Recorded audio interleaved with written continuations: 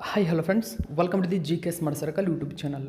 ಈಗ ನಾವು ಮೇ 30, 2025ನೇ ಸಾಲಿನ ಪ್ರಮುಖ ಪ್ರಚಲಿತ ಘಟನೆಗಳನ್ನು ಕುರಿತು ಚರ್ಚೆ ಮಾಡೋಣ. ನಿಮಗೆಲ್ಲ ಗೊತ್ತಿರಲಿ, ಪ್ರತಿದಿನ ನಾನು ಕನ್ನಡದ ಪ್ರಜಾವಾಣಿ ಸೇರಿದಂತೆ ಕನ್ನಡದ ಇತರ ಎಲ್ಲ ನ್ಯೂಸ್ ಪೇಪರ್ಗಳು, ಇಂಗ್ಲೀಷ್ನ ದಿ ಹಿಂದೂ ಮತ್ತು ಇಂಗ್ಲೀಷ್ನ ಇತರ ಎಲ್ಲ ನ್ಯೂಸ್ ಪೇಪರ್ಗಳ ಜೊತೆಗೆ ಕೇಂದ್ರ ಸರ್ಕಾರ ಪ್ರತಿದಿನ ಅಪ್ಡೇಟ್ ಮಾಡ್ತಕ್ಕಂಥ PIB ನ್ಯೂಸ್ ಪೇಪರ್ಗಳ ಪ್ರಮುಖ ಪ್ರಚಲಿತ ಘಟನೆಗಳನ್ನು ನಿಮ್ಮ ಮುಂದೆ ತರ್ತಾ ಇರ್ತೀನಿ. ಹಾಗಾದರೆ ಇವತ್ತಿನ ಕ್ವಶ್ಚನ್ ನಂಬರ್ 1 ಏನಿದೆ ಅಂತ ನೋಡೋಣ ಬನ್ನಿ. ಗಮನಿಸಿ. ಹೆಚ್ಚುತ್ತಿರುವ ಮಧುಮೇಹವನ್ನು ನಿಗ್ರಹಿಸಲು ಸಕ್ಕರೆ ಮಂಡಳಿಗಳನ್ನು ಸ್ಥಾಪಿಸಲು CBSE ಶಾಲೆಗಳಿಗೆ ನಿರ್ದೇಶನ ನೀಡಿದೆ. ಹಾಗಾದರೆ ಮಕ್ಕಳಿಗೆ ಶಿಫಾರಸು ಮಾಡಲಾದ ದೈನಂದಿನ ಸಕ್ಕರೆ ಸೇವನೆಯ ಮಿತಿ ಎಷ್ಟು? ಸರಿಯಾದಂಥ ಉತ್ತರ ಆಪ್ಷನ್ ನಂಬರ್ 3, 5% ಮಾತ್ರ. ಓಕೆ, ಹೆಚ್ಚಿನ ಡೀಟೇಲ್ಸನ್ನು ಗಮನಿಸಿ. ದ ಹಿಂದೂ ನ್ಯೂಸ್ ಪೇಪರಲ್ಲಿ ಈ ಒಂದು ಮಾಹಿತಿಯನ್ನು ಕೊಟ್ಟಿದ್ದರು ನೋಡಿ. CBSE asks schools to set up sugar boards. ನೋಡಿ, ಸೆಟಪ್ಗಾಗಿ ಇದೀಗ CBSE ಸ್ಕೂಲ್ಗಳಿಗೆ ಸೆಟಪ್ ಮಾಡಿದೆ. ಏನು ಡೀಟೇಲ್ಸ್ ಹಾಗಾದರೆ ಏನಿದು ಮಾಹಿತಿ ನೋಡಿ. ಹೆಚ್ಚುತ್ತಿರುವ ಮಧುಮೇಹವನ್ನು ನಿಯಂತ್ರಿಸಲು ಸಕ್ಕರೆ ಮಂಡಳಿಗಳನ್ನು ಸ್ಥಾಪಿಸಲು CBSE ಶಾಲೆಗಳಿಗೆ ನಿರ್ದೇಶನಗಳನ್ನು ನೀಡಿದೆ.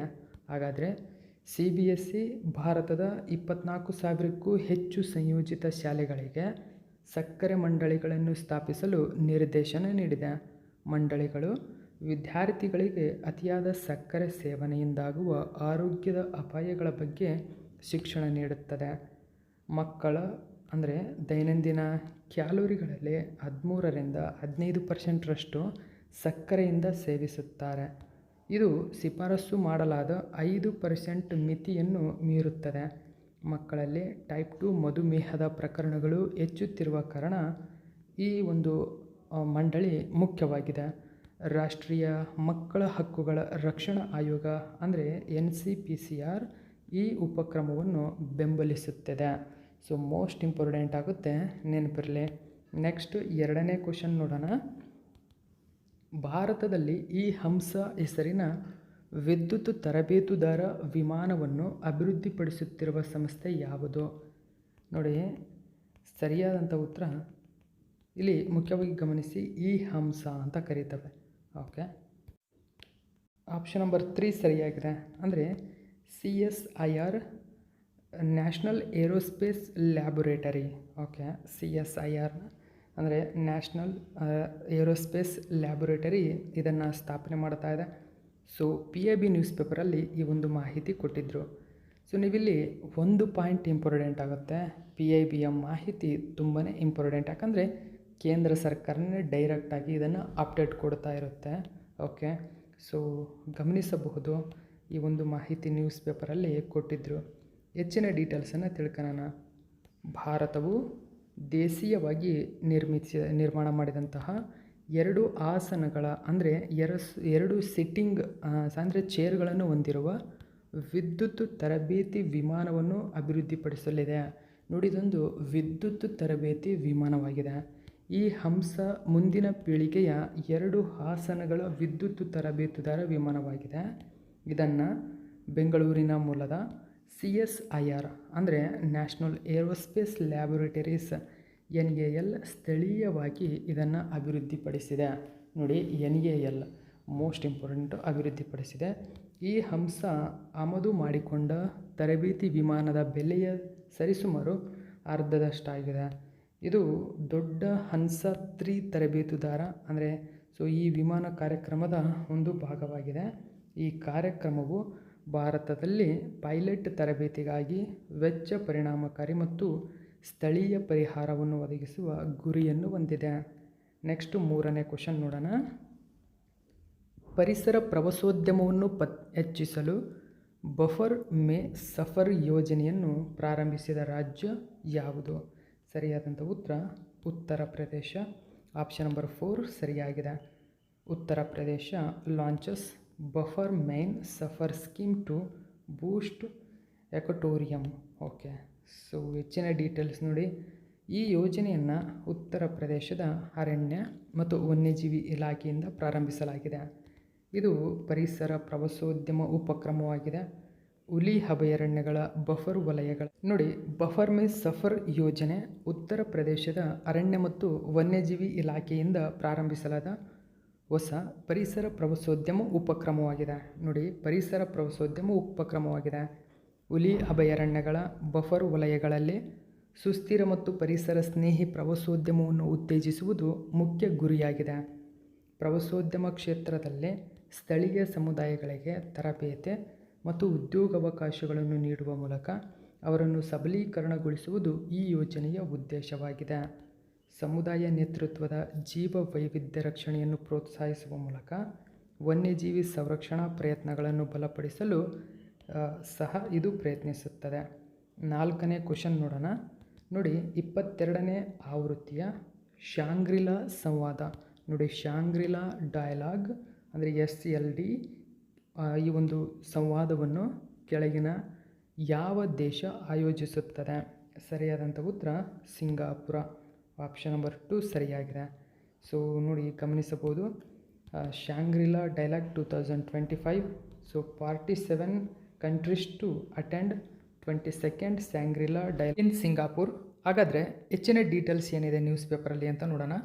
ನೋಡಿ, ಭಾರತದ ರಕ್ಷಣಾ ಸಿಬ್ಬಂದಿ ಮುಖ್ಯಸ್ಥರಾಗಿರ್ತಕ್ಕಂಥ ಜನರಲ್ ಅನಿಲ್ ಚೌಹಾಣ್ ಅವರು ಮೇ 30, 2025ರಿಂದ ಜೂನ್ 1, 2025ರವರೆಗೆ 22ನೇ ಆವೃತ್ತಿಯ ಶಾಂಗ್ರಿಲಾ ಸಂವಾದದಲ್ಲಿ ಭಾಗವಹಿಸಲು ಸಿಂಗಾಪುರಕ್ಕೆ ಭೇಟಿ ನೀಡಿದ್ದಾರೆ.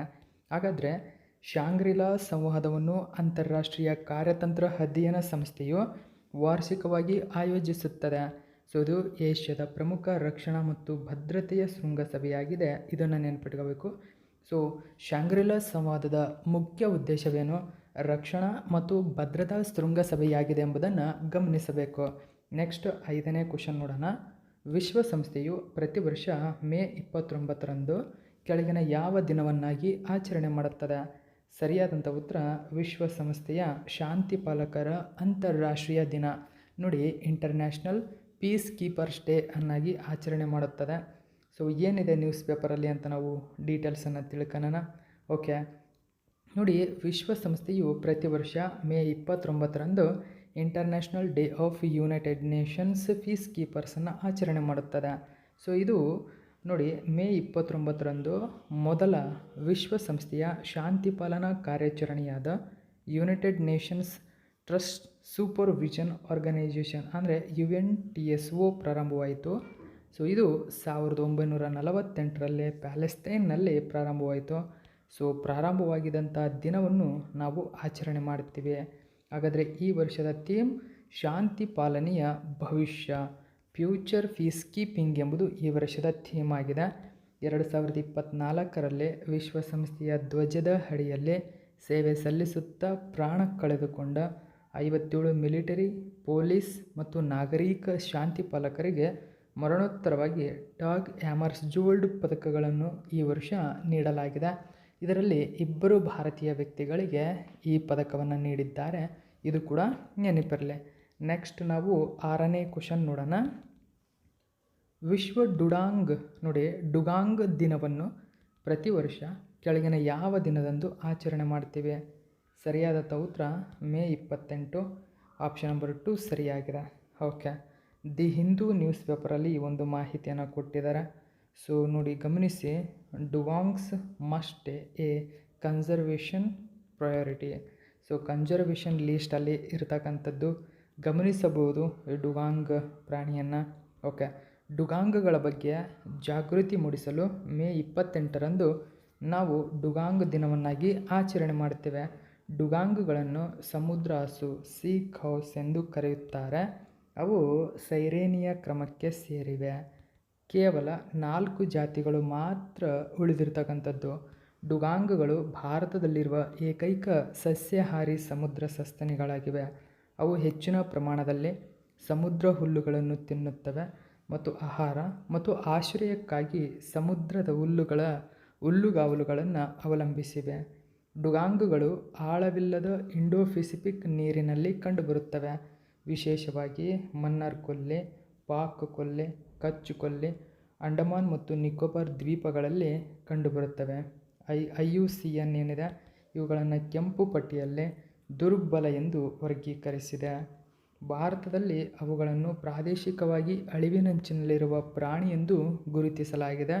ಅವು ನೋಟದಲ್ಲಿ ತಿಮಿಂಗಲ, ಸೀಲ್ ಪ್ರಾಣಿಯ ಮಿಶ್ರಣ ಹೊಂದಿರತಕ್ಕಂಥದ್ದನ್ನು ಗಮನಿಸಬೇಕು. ಓಕೆ, ನೆಕ್ಸ್ಟ್ 7ನೇ ಕ್ವಶನ್ ನೋಡೋಣ. ಭಾರತದ ಮೊಟ್ಟಮೊದಲ ಜೀನ್ ಸಂಪಾದಿತ ಕುರಿಯನ್ನು ನೋಡಿ ಕೆಳಗಿನ ಯಾವ ರಾಜ್ಯ ಅಥವಾ ಕೇಂದ್ರಾಡಳಿತ ಪ್ರದೇಶದ ಸಂಶೋಧಕರು ಅಭಿವೃದ್ಧಿಪಡಿಸಿದ್ದಾರೆ? ನೋಡಿ, researchers have developed India's first gene edited sheep. Okay, gene edited sheep. ಸರಿಯಾದಂಥ ಉತ್ತರ ಕಾಶ್ಮೀರ ವಿಶ್ವವಿದ್ಯಾಲಯ. ಆಪ್ಷನ್ ನಂಬರ್ 4 ಸರಿಯಾಗಿದೆ. ಓಕೆ, ಕಾಶ್ಮೀರ ಯೂನಿವರ್ಸಿಟಿ ರಿಸರ್ಚರ್ಸ್ ನೋಡಿ produce India's first gene edited sheep birth of a new era. So ಏನಿದು ಗಮನಿಸಬಹುದು, ಕಾಶ್ಮೀರ ವಿಶ್ವವಿದ್ಯಾಲಯದ ಸಂಶೋಧಕರು ಇತ್ತೀಚೆಗೆ ಭಾರತದ ಮೊದಲ ನೋಡಿ ಜಿನ್ ಸಂಪಾದಿತ ಕುರಿಯನ್ನು ಅಭಿವೃದ್ಧಿಪಡಿಸಿದ್ದಾರೆ. ಹಾಗಾದರೆ ಜಿನ್ ಸಂಪಾದಿತ ಕುರಿಯು ಜೀವಾಂತರ ಜೀವಿಗಳಂತೆ ಯಾವುದೇ ವಿದೇಶಿ DNA ಹೊಂದಿರುವುದಿಲ್ಲ. ಈ ಲಕ್ಷಣವು ಕೆಲವು ಯುರೋಪಿಯನ್ ತಳಿಗಳಲ್ಲಿ ಸಾಮಾನ್ಯವಾಗಿದೆ, ಆದರೆ ಭಾರತೀಯ ಕುರಿಗಳಲ್ಲಿ ಇದು ಇರುವುದಿಲ್ಲ ಎಂಬುದನ್ನು ಗಮನಿಸಬೇಕು. ಜಿನ್ ಸಂಪಾದಿತ DNAಗೆ ಜಿನ್ಗಳನ್ನು ಸೇರಿಸುವುದು, ತೆಗೆದುಹಾಕುವುದು ಅಥವಾ ಬದಲಾಯಿಸುವಂತಹ ನಿಖರವಾದ ಬದಲಾವಣೆಗಳನ್ನು ಅನುಮತಿಸುತ್ತದೆ ಇದು. ಸೊ ಅಂದರೆ ಈಗ ಈ ಕುರಿ ಏನು ತಯಾರಾಗಿದೆ ಜಿನ್ ಎಡಿಟೆಡ್, ಸೊ ಇವಕ್ಕೆಲ್ಲವಕ್ಕೂ ಅನುಮತಿಯನ್ನು ನೀಡುತ್ತೆ, ಅಂದರೆ ಅಪ್ಲೈ ಮಾಡಬಹುದು. ಈ ಯೋಜನೆಯು ಅಂತಾರಾಷ್ಟ್ರೀಯ ಜೈವಿಕ ಸುರಕ್ಷತಾ ಶಿಷ್ಟಾಚಾರಗಳನ್ನು ಅನುಸರಿಸುತ್ತದೆ, ನೆನಪಿರಲಿ. ನೆಕ್ಸ್ಟ್ 8ನೇ ಕ್ವಶನ್ ನೋಡೋಣ. ರಕ್ಷಣಾ ಸಂಶೋಧನೆ ಮತ್ತು ಅಭಿವೃದ್ಧಿ ಸಂಸ್ಥೆ ಅಂದರೆ DRDO ಕ್ವಾಂಟಮ್ ತಂತ್ರಜ್ಞಾನ ಸಂಶೋಧನಾ ಕೇಂದ್ರವನ್ನು ಅಂದರೆ QTRCಯನ್ನು ಕೆಳಗಿನ ಯಾವ ನಗರದಲ್ಲೇ ಉದ್ಘಾಟಿಸಿತು ಇತ್ತೀಚೆಗೆ? ಸರಿಯಾದಂಥ ಉತ್ತರ option number 1 Navadehali. Okay, so ministry of defence ಈ ಒಂದು ಮಾಹಿತಿಯನ್ನು ನೀಡಿದೆ. Okay, DRDO inaugurates quantum technology research centre for further. So ನೋಡಿ boosting ingenious quantum capabilities. So ಇದಕ್ಕಾಗಿ ಇದು ಸ್ಟ್ರಾಟಜಿಕ್ ಆ್ಯಂಡ್ ಡಿಫೆನ್ಸ್ ಅಪ್ಲಿಕೇಶನ್ಸ್ಗಳನ್ನು ಆಹ್ವಾನಿಸಿರತಕ್ಕಂಥದ್ದು ಗಮನಿಸಬಹುದು. ಸೊ ಏನಿದೆ ಡೀಟೇಲ್ಸನ್ನು ನಾವು ತಿಳ್ಕೊಳ್ಳೋಣ. ಓಕೆ, ಮೇ 27ರಂದು DRDO ನವದೆಹಲಿಯಲ್ಲಿ QTRCಯನ್ನು ಉದ್ಘಾಟಿಸಿತು. ಕ್ವಾಂಟಮ್ ತಂತ್ರಜ್ಞಾನ ಸಂಶೋಧನಾ ಕೇಂದ್ರ ರಕ್ಷಣಾ ಮತ್ತು ಕಾರ್ಯತಂತ್ರದ ಉದ್ದೇಶಗಳಿಗಾಗಿ ಕ್ವಾಂಟಮ್ ವಿಜ್ಞಾನದಲ್ಲಿ ಭಾರತದ ಸ್ಥಳೀಯ ಸಾಮರ್ಥ್ಯಗಳನ್ನು ಬಲಪಡಿಸುವ ಗುರಿಯನ್ನು ಹೊಂದಿದೆ. ನೆಕ್ಸ್ಟ್ 9ನೇ ಕ್ವಶನ್ ನೋಡೋಣ. ಇತ್ತೀಚೆಗೆ ಸುದ್ದಿಯಲ್ಲಿ ಕಾಣಿಸಿಕೊಂಡ ಕಿಲಾವಿಯ ಜ್ವಾಲಾಮುಖಿ ಯಾವ ದೇಶದಲ್ಲಿದೆ? ನೋಡಿ, ಕಿಲಾವಿಯ ಜ್ವಾಲಾಮುಖಿ ಸರಿಯಾದಂಥ ಉತ್ತರ ಯುನೈಟೆಡ್ ಸ್ಟೇಟ್ಸ್ ಅಮೇರಿಕಾದಲ್ಲಿದೆ. ಸೊ ಈ ಒಂದು ಮಾಹಿತಿ ನ್ಯೂಸ್ ಪೇಪರಲ್ಲಿ ಕೊಟ್ಟಿದ್ದರು. ನೋಡಿ, ಹವಾಯಿಯ ಬಿಗ್ ಐಲ್ಯಾಂಡ್ನಲ್ಲಿರುವ ಕಿಲೋಯಿಯ ಜ್ವಾಲಾಮುಖಿ ಇತ್ತೀಚೆಗೆ ಸ್ಫೋಟಗೊಂಡಿದೆ. ಓಕೆ, ಕಿಲೋಯಿಯ ವಿಶ್ವದ ಅತ್ಯಂತ ಸಕ್ರಿಯ ಜ್ವಾಲಾಮುಖಿಗಳಲ್ಲಿ ಒಂದಾಗಿದೆ. ಇದು ಯುನೈಟೆಡ್ ಸ್ಟೇಟ್ಸ್ನ ಹವಾಯಿ ರಾಜ್ಯದ ಹವಾಯಿ ದ್ವೀಪದ ಆಗ್ನೇಯ ಭಾಗದಲ್ಲಿ ನೆಲೆಗೊಂಡಿರುವ ಗುರಾಣಿ ಮಾದರಿಯ ಜ್ವಾಲಾಮುಖಿಯಾಗಿದೆ. ಸೊ ಇದು ಇವತ್ತಿನ ಪ್ರಮುಖ ಪ್ರಚಲಿತ ಘಟನೆ. ಇದೇ ತರಹದ ಮಾಹಿತಿಯೊಂದಿಗೆ ಮತ್ತೆ ನಿಮ್ಮನ್ನು ಭೇಟಿ ಆಗ್ತೀನಿ. Thank you so much for watching my video friends.